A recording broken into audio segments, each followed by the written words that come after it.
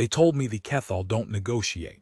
They told me that on Vethai Station, in the holding pen where they processed our relocation orders, a Hegemony compliance officer reading from a laminated card, while two armed marshals stood behind her and a third watched the door.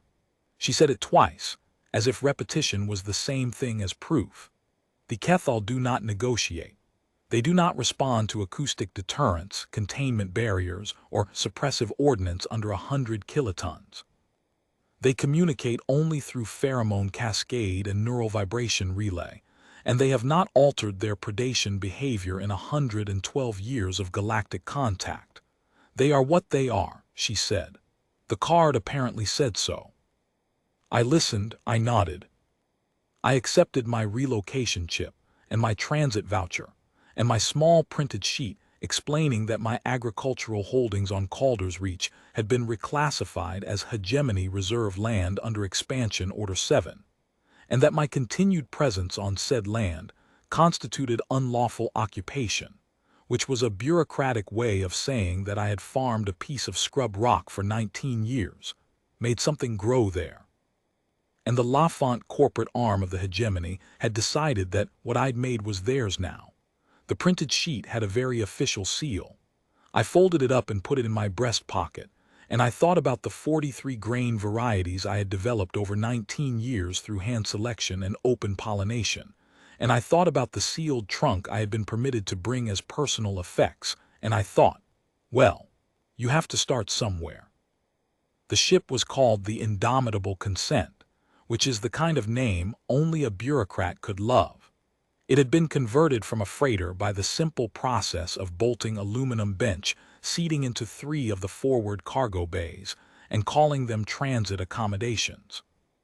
The overhead clearance in Transit Bay 2, where I was assigned, was approximately 2.5 meters at the center beam and considerably less at the walls, where the original hull ribbing came down at an angle that made the last row of benches, my row, a permanent exercise in not quite sitting upright.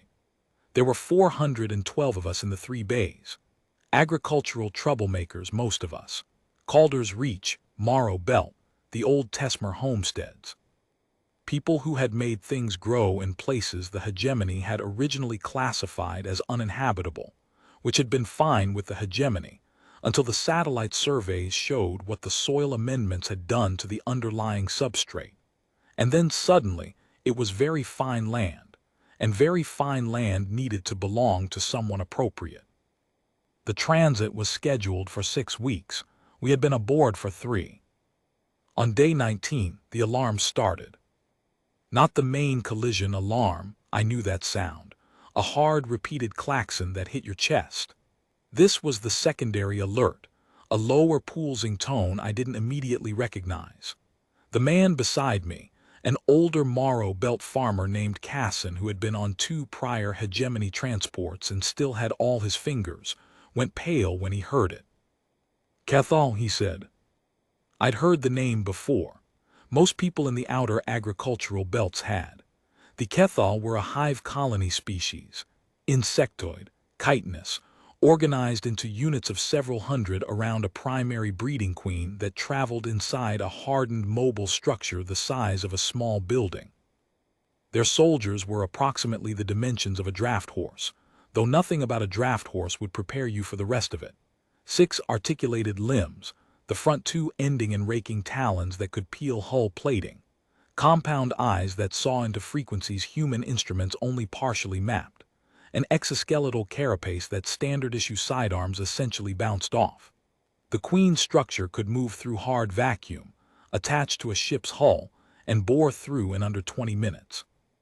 3 prior Hegemony transports in this corridor had been lost to Keth'aal engagement in the last 4 years. What most people did not know, because the Hegemony did not widely distribute this information, was that the Keth'aal did not attack randomly. They tracked. They followed a ship for days, sometimes weeks, testing it, mapping its heat signatures and chemical exhaust profile, reading the biological outputs that leaked through hull seams and ventilation, fear compounds, stress hormones, the specific cocktail of a ship whose crew was armed and anxious and broadcasting threat response. The 3 lost transports had all lit up active defensive systems the moment the Keth'aal were detected, and according to the one fragmentary record that survived from the last one, the colony had responded to those active defenses within 40 seconds. What looked like attack was response. What the hegemony called unpredictable aggression was, as best the xenobiologists could determine, a hive reading its environment and acting on what it found there. I did not know all of this on day 19. I learned most of it later. What I knew on day 19 was what Casson told me in a low voice while the secondary alert pulsed, and the transit bay filled with the kind of silence that happens when 412 people all stop breathing at the same time. The Keth'aal had been tracking us.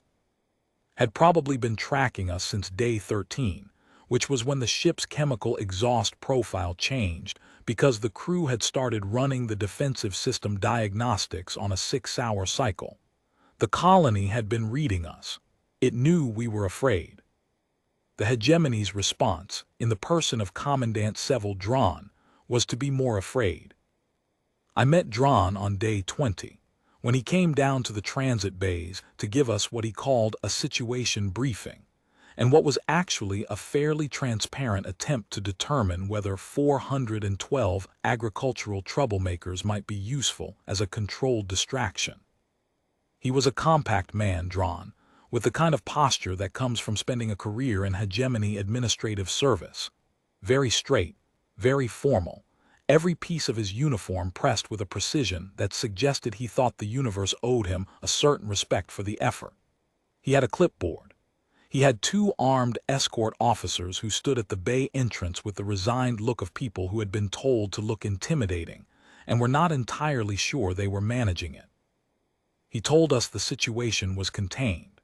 He told us the crew was running standard Keth'aal avoidance protocols, which involved a specific navigation adjustment that would add 11 days to our transit, but would take us through a section of corridor where Keth'aal engagement was historically lower.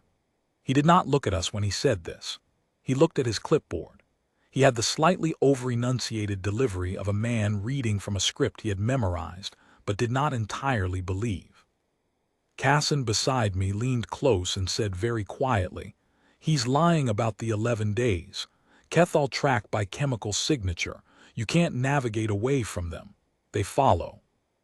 I watched Dran's eyes move down his clipboard and thought about the 3 lost transports and thought, yes, that is what this is. He answered 3 questions from the bay, politely, evasively, and left. That was day 20. On day 22, a maintenance notice appeared on the bay display informing us that the lower cargo level would be restricted access until further notice due to a structural integrity inspection.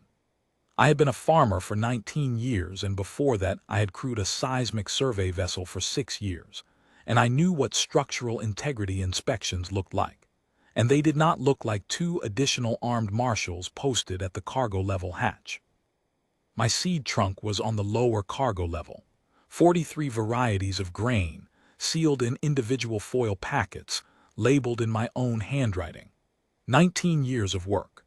Some of those varieties existed nowhere else in the cataloged agricultural record.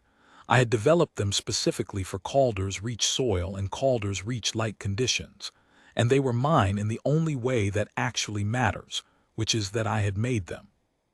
On day 23, I went down anyway. Not through the main hatch, which was guarded.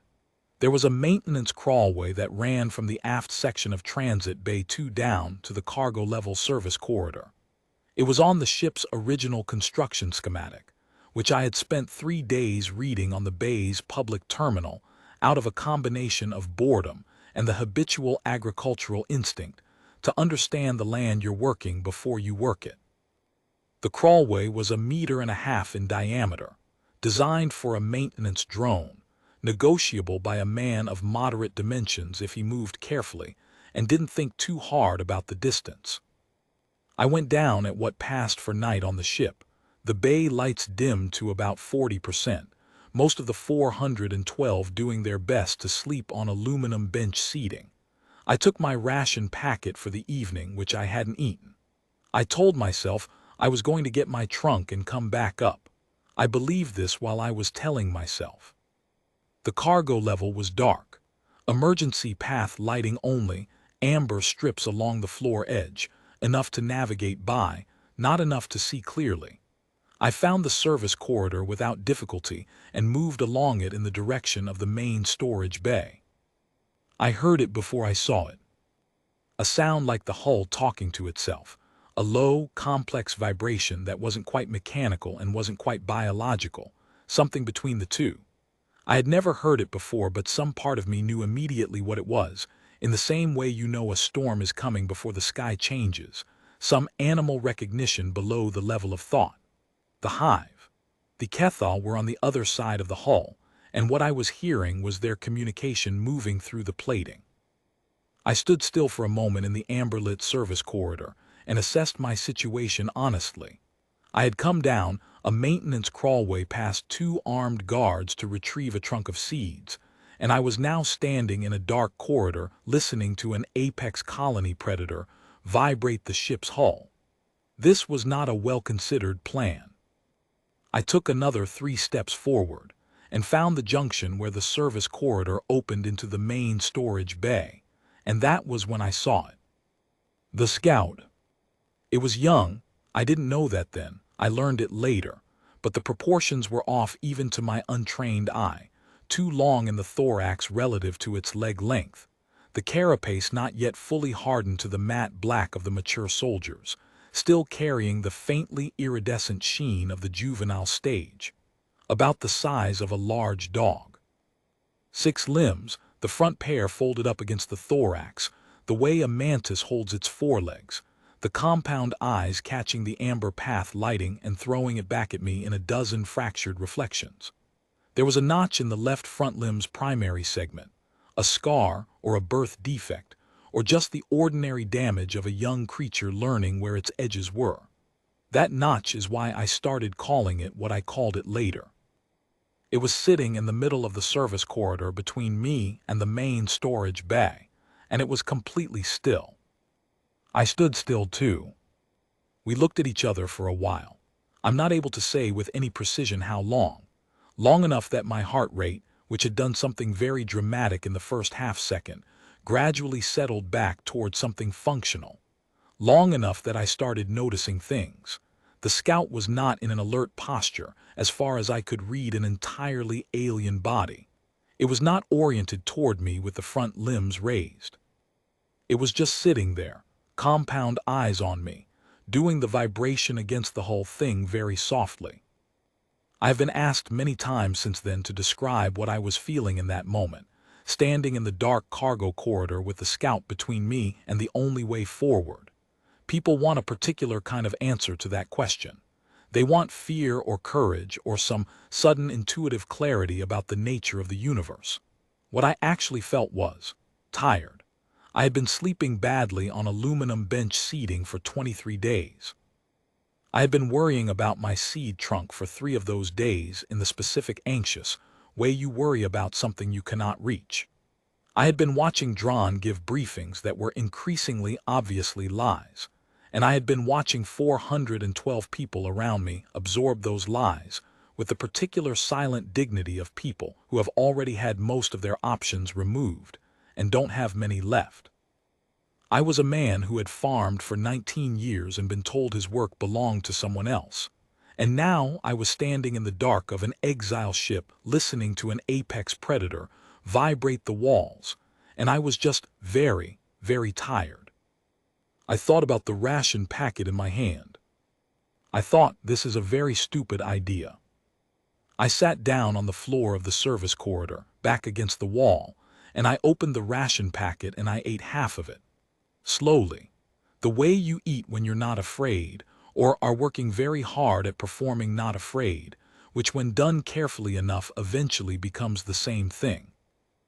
I had learned this on the seismic survey vessel, years ago, working alongside a species called the Goan whose social protocol involved a period of mutual feeding presence before any communication, and whose aggression response was heavily triggered by displays of anxiety. You sit, you eat, you are calm, you are fed, you are not a threat and you are not threatened. The scout watched me eat the first half of the ration bar with the complete attention of a living thing filing information. I chewed. I swallowed. I did not rush. Outside the hull, the vibration moved in long, slow cycles, and I tried to breathe in time with it, which sounds like a small thing, and is not a small thing when the thing you are breathing with is a colonial apex predator the size of a draft horse, and there are almost certainly several hundred more of them attached to the hull 40 centimeters behind your back. After a while, I set the second half of the ration packet on the floor between us. The scout looked at it, looked at me, looked at it again. Then it moved forward very slowly, dipped its head, and touched the ration packet with something near the front of its face that I tentatively identified as a sensory organ.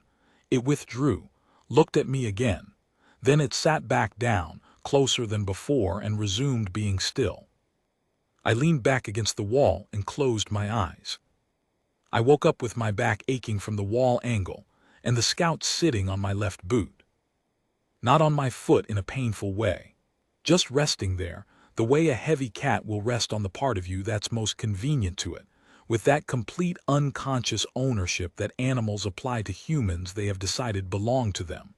The compound eyes were closed, or as closed as compound eyes get. The vibration had shifted to something lower and slower. I looked at it for a long moment in the amber light and thought about 19 years of farming, and about the fact that I had apparently fallen asleep in the lower cargo hold of an exile transport that was being tracked by an apex Hive-Colony, and the colony's juvenile scout was asleep on my boot, and this was genuinely the most comfortable I had felt in 3 weeks. I found my seed trunk 15 minutes later in the second row of the main storage bay. The scout followed me at a distance of about 2 meters, pausing when I paused, stopping when I stopped.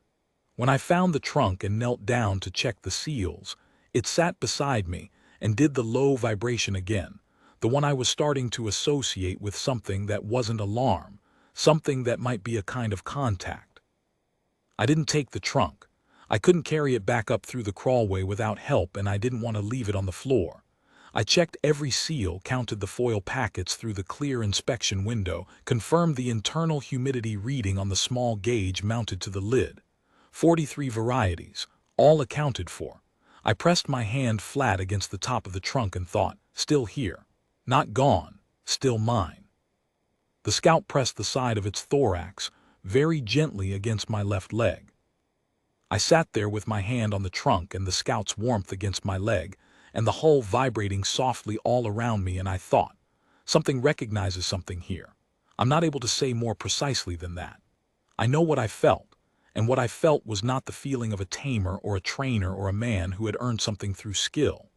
It was the feeling of being read, the feeling of a very old and very attentive intelligence running its assessment of you and arriving at a provisional conclusion. You will do, for now, we will see. I went back up through the crawlway.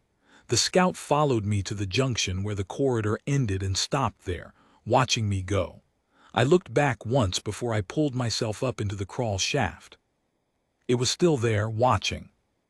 On day 24, Commandant Dron gave a second briefing. This one was shorter. The navigation adjustment was underway but taking longer than projected.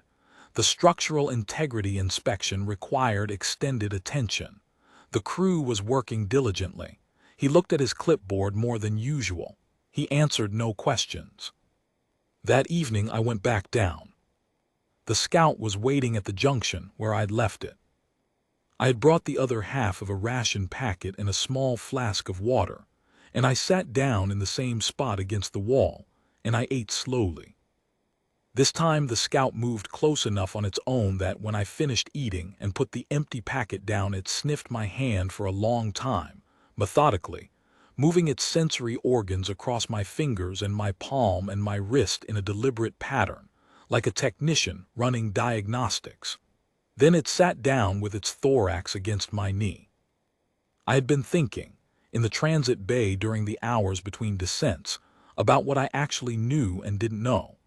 I knew very little about Keth'aal biology.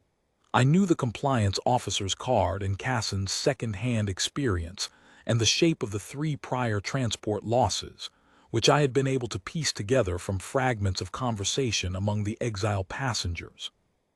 What I thought I was beginning to understand, and I want to be careful here, because understanding arrived slowly and imperfectly and always behind the reality, was that the Hive's interest in me was not the same as the Hive's interest in the ship. The ship interested the Hive as a threat object, something to be assessed and categorized and, if necessary, neutralized. I was something different. The scout had encountered me doing something the ship was not doing: nothing, sitting, breathing, eating, being present without presenting, and it had filed that as something other than threat. What category I had been filed under I did not know yet. I was working on it. On the 3rd night I fell asleep at the junction again, and when I woke the scout was on my boot and the vibration was everywhere, not just in the hull but in the floor, in the walls, a whole space presence that wasn't threatening but was enormous. I understood, or I started to understand, that I was not alone with the scout. The scout was a finger on a hand.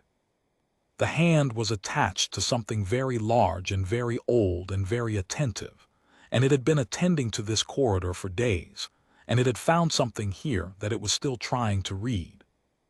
I sat very still and let it read me. I thought about what it meant that the Hive was present. I thought about the 3 lost transports, and about the compliance officer's card, and about Dron's briefings, and about the layered, patient quality of the vibration that filled the cargo level at 3 in the morning, while 412 people slept 30 meters above me on aluminum bench seating. The Hive had been building towards something for days. I did not know whether I was slowing that towards something or redirecting it or simply delaying it. What I knew was that the vibration against my back, through the hull plating, through the floor under me, was not the vibration of a thing that was getting ready to attack. It was the vibration of a thing that was thinking. I thought, I can work with thinking. On the 4th night the scout did something new. We had been sitting at the junction for perhaps an hour. The scout pressed against my knee when it raised its head suddenly and the vibration changed. A sharp ascending register I hadn't heard before, 2 or 3 seconds of it, and then it dropped back. From the hull, an answering pattern, lower, longer, the same shape, inverted. Call and response. The scout and the Hive communicating. The exchange happened twice more over the next 20 minutes. Each time the scout's pattern went up, the hull's answer came down, and then the vibration between them settled back into the slow, deep ease that I was starting to think of as the Hive's resting register. I am not a xenobiologist. I do not know what was said. What I observed was that after the 3rd exchange, the scout moved from my knee to my side, pressing the full length of its thorax against me, the weight of it substantial, and the vibration that came from it directly through contact, through my jacket and my ribs, not through the air or the floor, was the lowest and steadiest I had felt from it yet. Something had been communicated about me to something larger. Whatever answer had come back, the scout had read it as good. I sat there with a Keth'aal juvenile pressed against my ribcage in the dark of a cargo corridor 30,000 kilometers from the nearest settled planet, and I thought, 19 years of farming scrub rock teaches you that most living things are not primarily interested in you. They are interested in water, in light, in chemical gradients, in the invisible structures of pressure and temperature that tell them whether the next season is going to be adequate.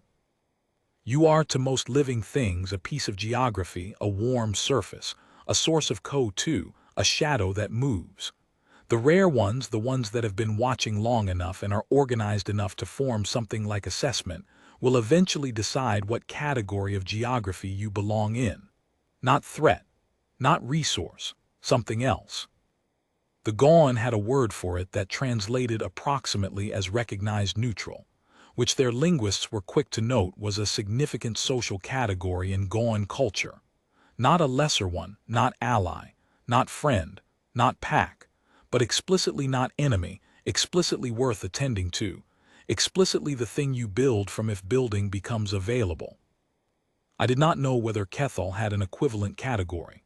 I thought, pressed against the scout in the amber-lit corridor with the Hive's vibration in my bones, that they probably did. Every organized intelligence I had ever encountered had one. You cannot be a successful apex predator across the scales of territory the Keth'aal apparently covered without having a category for things that are not prey and not threat and not competition.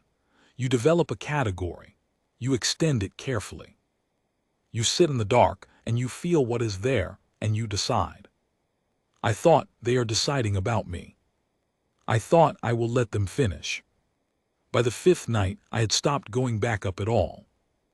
I don't know exactly when I made that decision, or if it was really a decision in any deliberate sense. I moved my extra clothing down through the crawlway in a bag. I made myself a serviceable spot against the wall between the service corridor junction and the first row of the main storage bay, my seed trunk within arm's reach. The ambient temperature on the cargo level was lower than the transit bay, but not cold enough to be dangerous, and the scout's warmth was substantial. It had started sleeping pressed against my side rather than on my boot, which was both more comfortable and more alarming in ways I was still working through. The mass of it was considerable. The warmth was even more considerable.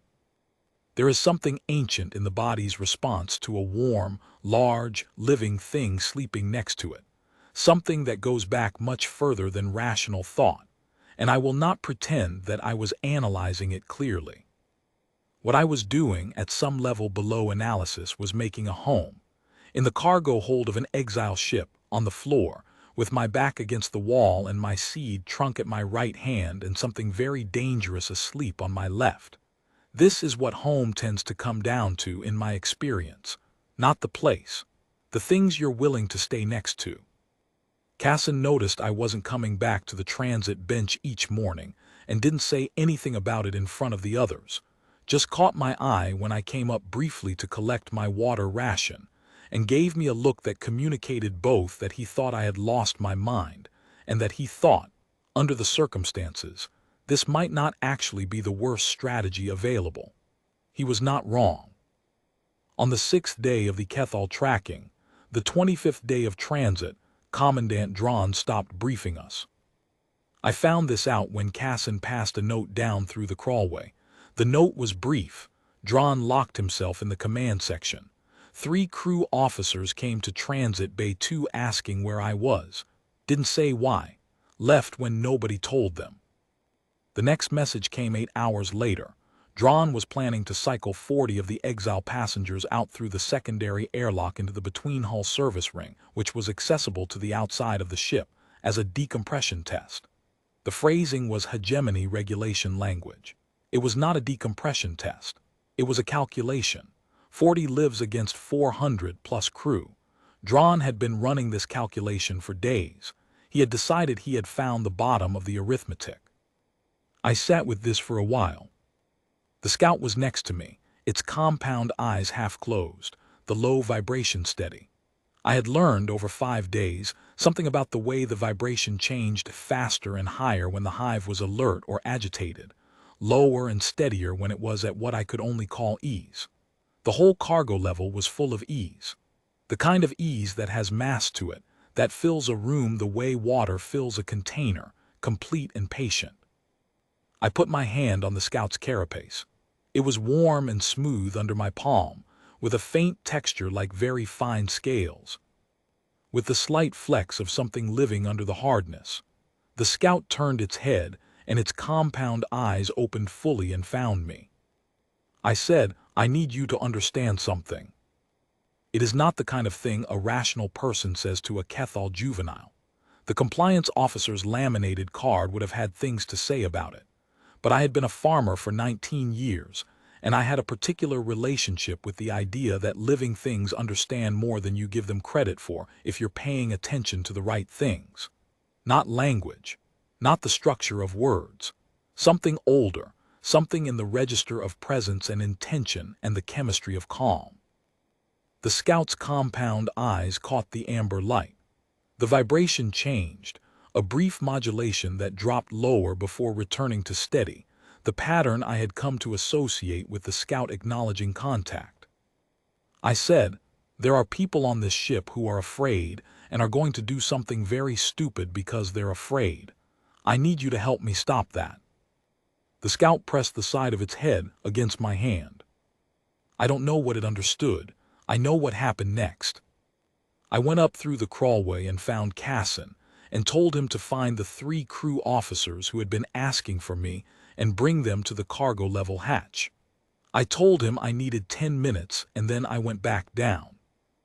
When I came back through the crawlway, the scout was standing at the junction, not sitting, and the vibration in the hull was doing something I hadn't heard before, a complex layered pattern, multiple frequencies simultaneously that I associated with size, with the full presence of the hive. The temperature in the corridor had changed, subtly warmer, and there was a faint smell I couldn't classify, organic and dry and old, something that reached back past memory toward the most basic parts of the brain. The main storage bay, when I walked into it, was full. Not a word I reached for lightly. The bay was a significant space, 40 meters by 20, ceiling 4 meters, lined with secured cargo racks. I had not measured the colony. I had no way to measure the colony. What I knew was that the soldiers who had been outside the hull for 6 days were now inside, or many of them were, filling the upper reaches of the cargo bay in absolute silence. Their carapaces dark against the overhead, their compound eyes open, and catching every fragment of amber light, the low, steady vibration emanating from all of them at once in a frequency I felt in my back teeth. They were not moving. They were arranged with a precision that felt architectural, a density of living bodies organized in a way that suggested intention rather than accident. They were watching me. My seed trunk was directly below them. I walked to it and sat down beside it, put my back against it, and set my hands on my knees. The scout came and sat next to me. I breathed steadily. The colony's attention was a physical thing, not aggressive, not warm, not anything I had a comfortable name for, something older than warm or cold. The attention of a very large, very organized intelligence that has decided you are worth attending to, and is now attending, and has the patience to do so for as long as it takes to finish attending. I sat in the center of it, and I did not run. After approximately 10 minutes, the cargo level hatch opened, and I heard voices and then footsteps, and then the footsteps stopped. One of the crew officers, a young woman, engineering grade, whose name I later learned was Rael, said, very quietly, "Ancestors." I said, "Don't move quickly." There were 4 of them.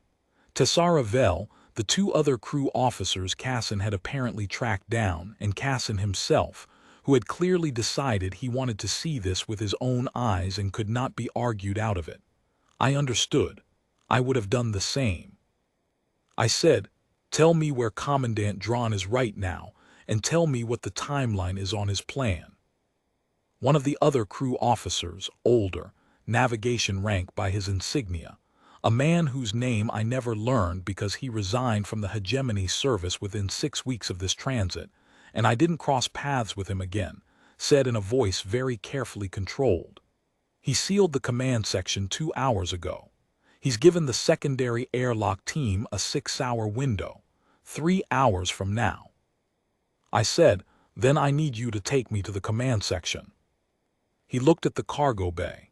He looked at me sitting next to a juvenile Keth'aal with the entire colony silent and present above us, arranged against the overhead in the absolute stillness of a hive that has decided to wait. He said, "I don't think I'm the ranking authority on this ship anymore." I said, "Nobody is asking you to be. I just need to get to the command section."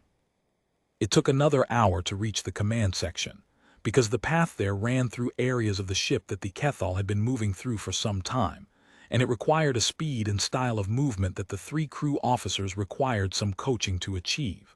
Slow, no sudden sounds, hands visible, the specific posture I had developed over 5 days, relaxed through the shoulders, weight settled, face forward, nothing in the body that said hurry or alarm. The scout walked beside me the whole way. I kept one hand near its carapace without touching it, close enough that the contact was available but not imposed. The soldiers we passed were still, every one of them, not asleep. The compound eyes were open and tracking, but at rest in the way the whole hive was at rest, that patient architectural stillness. We passed through 3 corridors and a secondary hold. In the secondary hold there were 14 soldiers arranged along the walls. One of the crew officers made a sound that he converted admirably quickly into a cough. They did not move. What the crew officers were doing, I realized as we walked, was calibrating to me. They were watching my hands, my pace, my breathing, the angle of my shoulders, and they were trying to match it, not out of any conscious strategy, but the way living things do in the presence of something that appears to know what it's doing. I was the least qualified expert in that corridor, but I was the only one who had spent 5 days in the company of the thing we were moving through, and that was, apparently, enough. The scout's vibration was steady throughout the walk. I had come to read that steadiness the way a farmer reads the color of early morning cloud, not with precision, but with the accumulated instinct of enough time paying attention. The hive was not alarmed. The hive was watching. There is a difference between those 2 states, and it is not a subtle one if you have been living inside the difference for 5 days. The navigation officer walked closest behind me. At one point in the 3rd corridor he said very quietly, "How do you know it won't?" I said, "I don't." He was quiet, then, "How do you know to walk this way?" I said, "I don't know to walk this way. I know what didn't cause a problem for 5 days, and I'm doing that." He thought about this for a moment. "That's not very reassuring." I said, "No, but it's accurate." I had time, walking through those corridors, to think about what I was going to say to Dron. What I settled on was the truth, which is usually simpler than whatever you talk yourself into in place of it. The command section hatch was sealed with Dron's override code. Tessara Vel had the engineering bypass, but said she would lose her commission for using it. I said she would probably lose more than that if she didn't. She used it.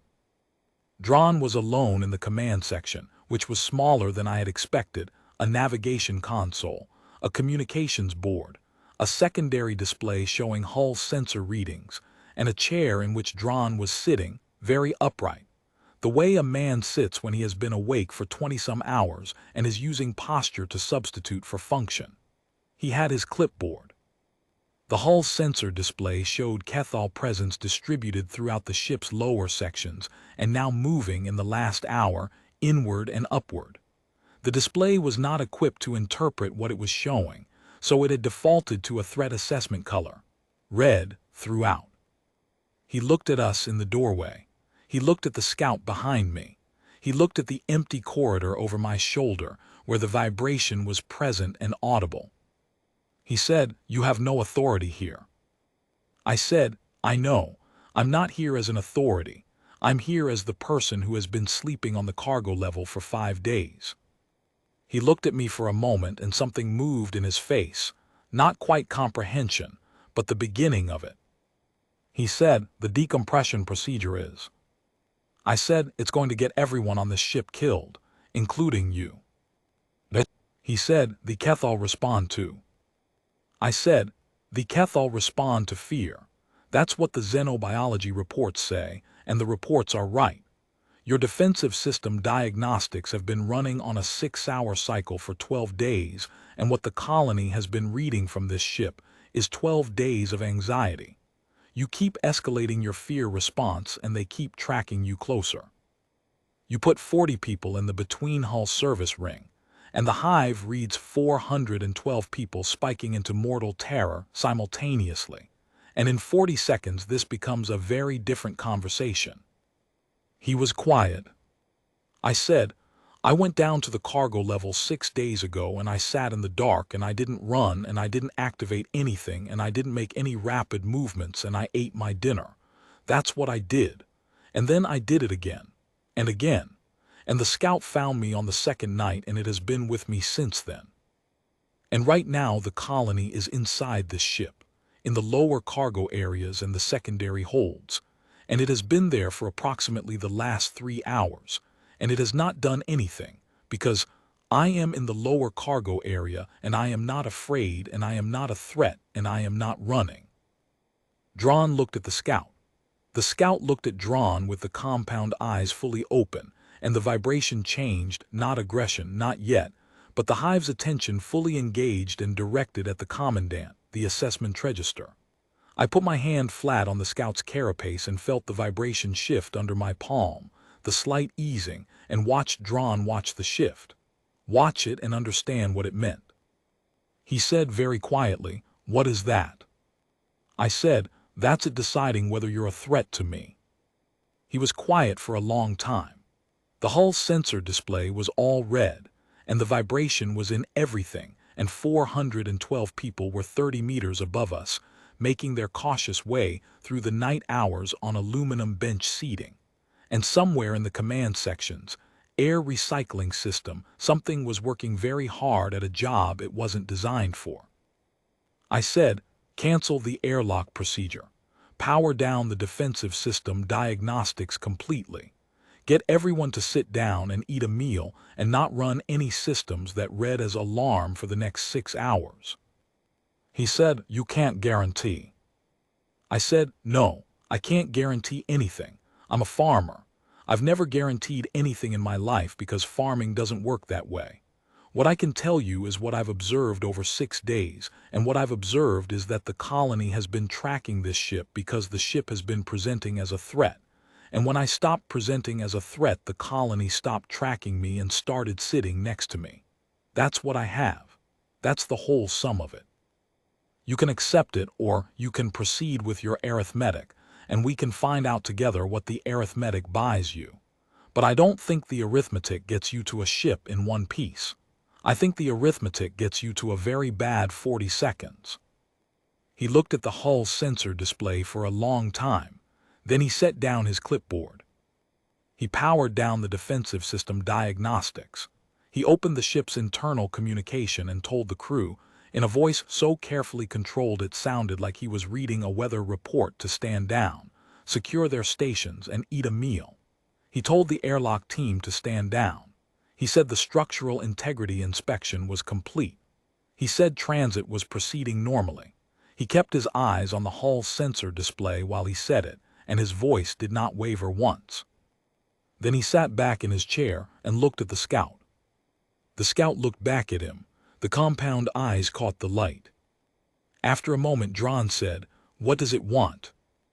I said, "I think it wants what any living thing wants, to know whether you're dangerous or not.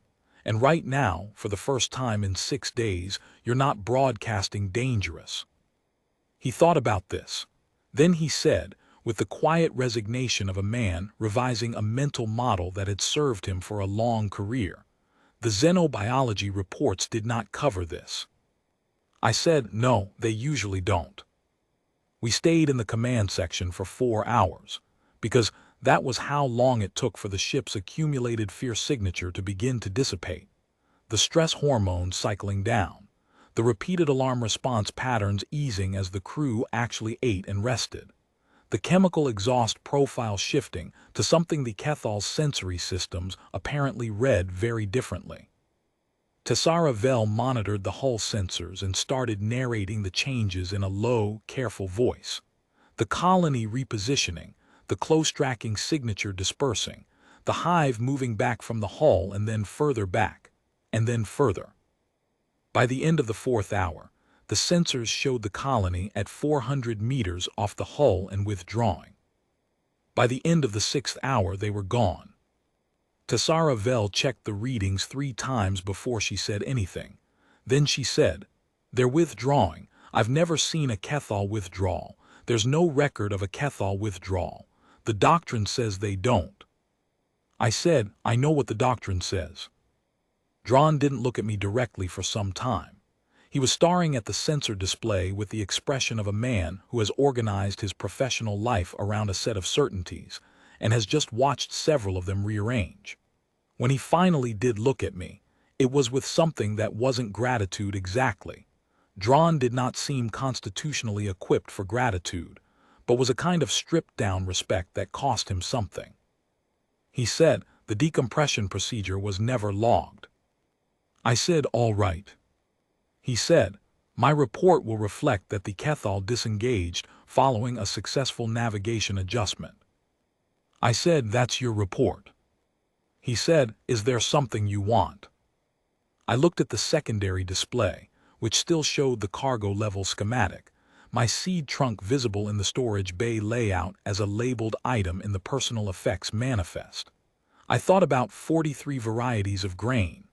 I thought about Calder's reach soil and Calder's reach light and 19 years of careful, patient work.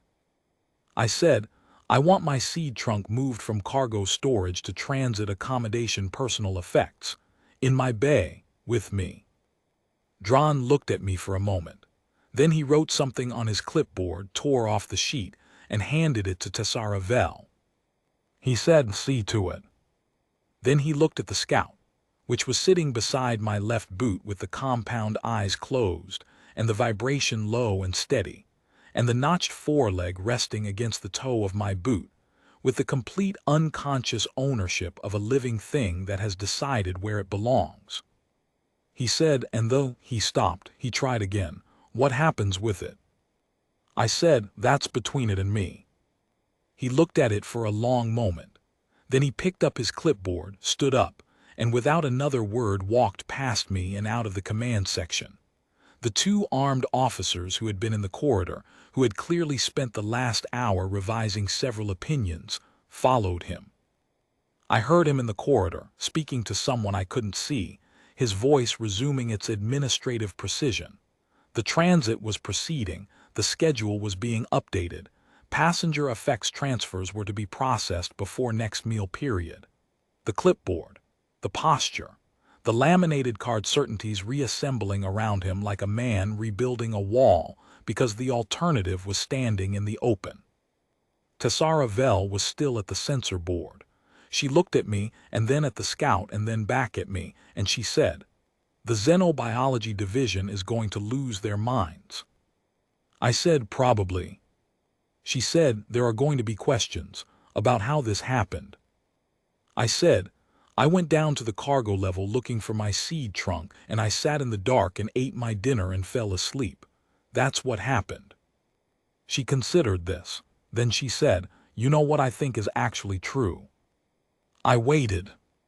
She said, "I think the Hive has been reading this ship for 6 days, and the only thing it found on the whole ship that wasn't broadcasting some flavor of threat or fear or aggression was you, sitting in the dark eating your dinner. And I think that's what this is." I looked down at the Scout. Its compound eyes were still closed. The vibration was very low and steady. I said, "That's what I think too."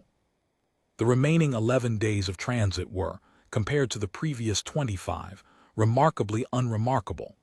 Dron ran the ship with the same administrative precision he had always shown, with the modification that the defensive system diagnostic cycles had been discontinued, and the lower cargo level access restriction had been lifted.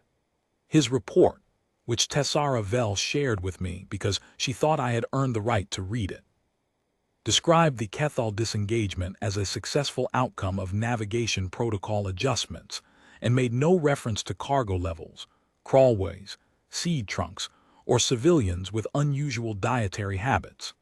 It was a thorough, professionally written document that managed to describe 6 days of institutional failure as a modest operational success, which I supposed was a kind of skill. The Scout stayed with me. This created some practical negotiations. The transit bay officers were uncertain.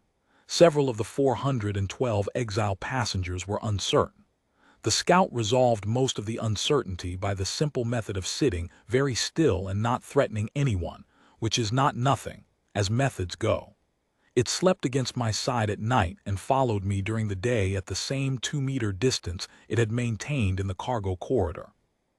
It ate approximately half of whatever I ate, which was inconvenient given the ration allocations but manageable. On the third to last day of transit, one of the younger exiles, a woman from the Morrow Belt who had been growing heritage legumes on reclaimed acid soil for 11 years and had strong opinions about nitrogen-fixing bacteria, came and sat next to me and the Scout, and said she had been thinking about the xenobiology of the situation and had some questions. I answered them as well as I could, which was imperfectly, because I am not a xenobiologist. The scout appeared to listen. She asked after a while, "Do you think it's permanent?" I said, "I don't know. I don't know how the hive thinks about time. I don't know how it thinks about me." She said, "It seems to think about you pretty clearly." I looked at the scout. It was sitting with the notched foreleg resting on my boot again, which had become its default resting posture when we were stationary. The vibration was steady. I said, "The Hegemony compliance officer told me they don't negotiate. I've been thinking about that. I think what she meant was that they don't negotiate in the ways the Hegemony recognizes as negotiation, through language, through documentation, through the formal channels that exist because we built them.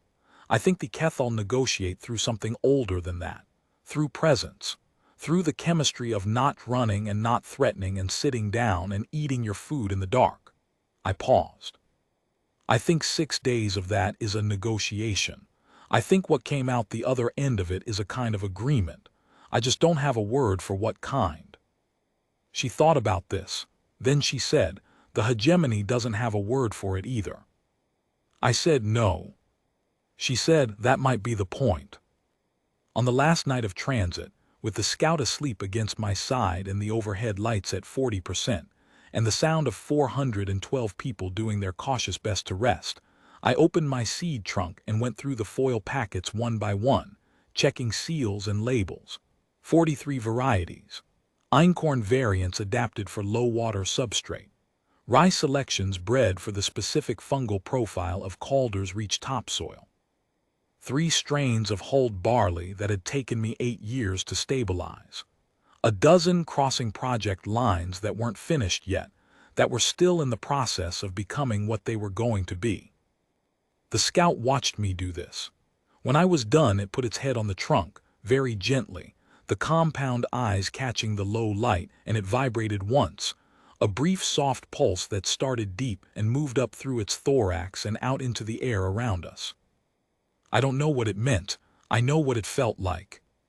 It felt like, "I see what you're carrying." We made landfall on New Verdant 2 days later. The relocation settlement was a prefab installation on a northern plateau that had soil profile reports describing it as marginal for agricultural purposes, which I found encouraging in the specific way that a farmer finds marginally hopeful land encouraging. It means someone hasn't gotten around to wanting it yet. There were 308 of us in the first transport. Dron was not on the landing manifest. His report had apparently earned him a reassignment of the kind that involves a longer title and a smaller territory. The scout came with me. This was not officially approved. Tessara Vel had written something in the personal effects column of the cargo transfer that said biological sample research classification, which was both technically wrong and practically sufficient, and the processing officer on New Verdant had looked at it and looked at the scout, and had the expression of a person choosing their battles carefully, and had stamped it through. I did not gloat about this. I thanked the processing officer and moved on. We have been here 11 months now. The Hegemony is aware of the situation, in the imprecise way that bureaucracies are aware of things they have not yet developed forms to classify. There have been 3 official inquiries, all conducted through correspondence, none of which required my physical presence anywhere. Dron's report covered most of the questions the first inquiry had, and the second inquiry mostly asked the first inquiry's questions again, and the third asked whether I would submit to a voluntary xenobiology interview, which I agreed to, and which produced a report I gather is currently being argued about in several research institutions in ways I am not privy to. One of the xenobiologists wrote to me personally and asked what the Keth'aal response to non-threatening presence felt like from the inside. I wrote back and said it felt like being read by something very patient and very old that had reached a provisional conclusion and was willing to let the conclusion remain provisional for as long as necessary. She wrote back and said that was the most useful phenomenological data she had received in 14 years of research. I appreciated the honesty. The settlement has been harder than I expected and considerably easier than it might have been, which is the nature of farming in general. The soil on the northern plateau is not Calder's Reach soil, but it is workable. It has a different pH profile, a different mineral structure, different ambient fungal populations, all of which I have been mapping carefully and will be mapping for years. The Morrow Belt woman who asked about xenobiology, her name is Vethrin, I know her well now, is working on an adjacent plot, her legumes doing the nitrogen-fixing work on her section, while my grains and hers learn each other's chemistry. This is also how farming works, slowly and in cooperation, and with a longer view than most institutions are comfortable maintaining. The Scout, I am still calling it Notch, which is not a dignified name for a Keth'aal juvenile, but it has been the name since the first night in the cargo corridor, and it has never indicated any objection, has grown considerably in 11 months. It is no longer the size of a large dog. It is closer to the size of a small car, which has required some practical adjustments to the sleeping arrangements. Its carapace has deepened to the matte black of a maturing soldier. The notch in the foreleg is still there, a lighter line in the dark chitin, visible when the light is right. Sometimes, working in the field in the early morning when the light comes in at a low angle, I will look over and find Notch sitting at the field's edge watching me work, the compound eyes tracking my movement across the rows the way a dog watches a person it has decided is its person, and I will think about the cargo corridor and the amber light in the first half of a ration bar on a floor between us, and I will think, yes, this is how it started. This is where it starts. 3 weeks ago, Notch brought a second juvenile from the tree line at the northern edge of the plateau. I did not see the parent colony, but I heard the vibration from across the field, the same deep layered frequency I had heard in the cargo hold on the 5th night, when the whole colony had been present and watching. It was briefer here. A pulse. The same pulse Notch had given over the seed trunk on the last night of transit. I see what you're carrying. The second juvenile sat at approximately 10 meters and watched Notch approach me. Watched the foreleg go onto my boot, the way it still does when we're both at rest.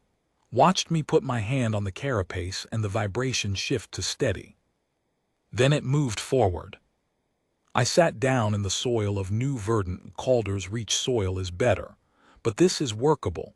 This is a beginning. And I ate my lunch slowly, with Notch against my left side and the second juvenile watching from 6 meters, and I set half my ration on the ground between us, and I waited to see what would happen next. The way you wait for anything worth growing. The way you sit in the dark and eat your food, and let the living world read what you are. Not afraid. Not threatening, just here. Just here.